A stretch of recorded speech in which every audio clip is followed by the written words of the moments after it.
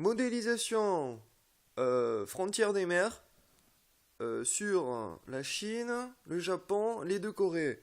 Je vais prendre comme première sous-modélisation Corée du Nord, Corée du Sud, la zone maritime où il y a actuellement des obus ou des missiles qui sont lancés. Une manière depuis la Terre de signifier voici chez moi jusqu'où. En gros, c'est je pisse contre le mur. Mais comme il n'y a pas de mur physique, bah forcément, depuis la Terre vers la mer, donc il faut un missile. Donc, voilà. Les contraintes sur les armes, hein, tout ce qui est canon, obus, machin, euh,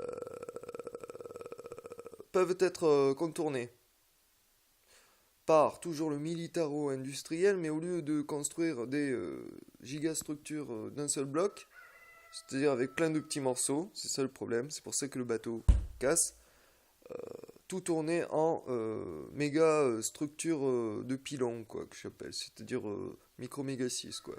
8 bras moteurs, l'œuf, euh, c'est aussi fonctionnel parce que le technicien il habite dedans, enfin avec sa famille, quoi, le temps de la mission. Donc ça ne lui appartient pas, ça appartient à la corporation.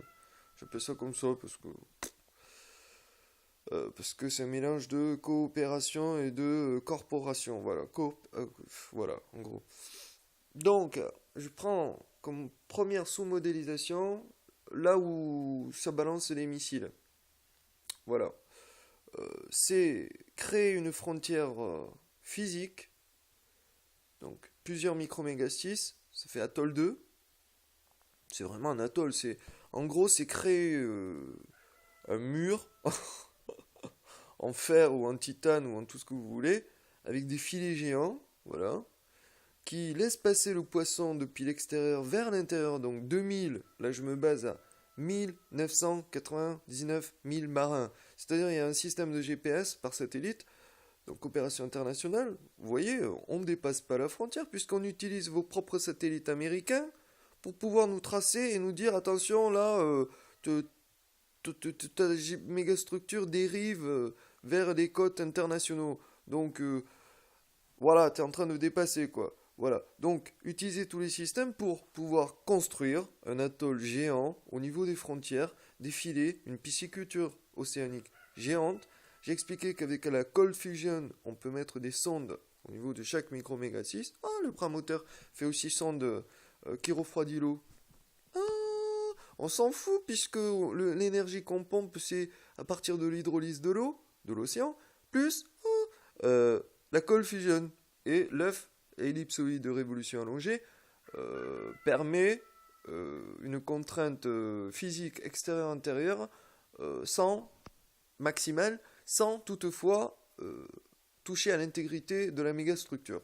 Oh, voilà, premier point déjà, création d'une pisciculture. Deuxièmement, je préconise, mes recommandations, c'est de bien mettre à moins de demi des côtes marins, parce que plus on s'éloigne, plus le cercle,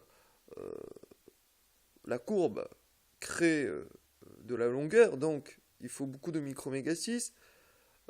Alors je vous rappelle que ce sont des pilons géants, hein. C'est-à-dire qu'entre micro-méga 6, on peut mettre 10 000 bras. Enfin, juste une ferraille, quoi, en gros, quoi. Un gros.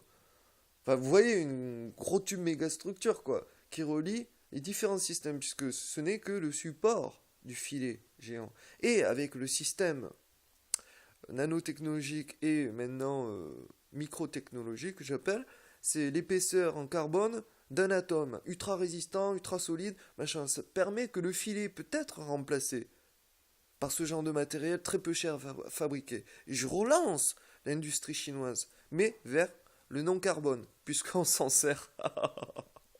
Ah, c'est génial. Et toujours, je me base sur la faisabilité au niveau matériaux, au niveau coût, au niveau minimum d'énergie de travail dedans. Voilà. Ce que je ferai en Corée du Nord en 2020. Voilà.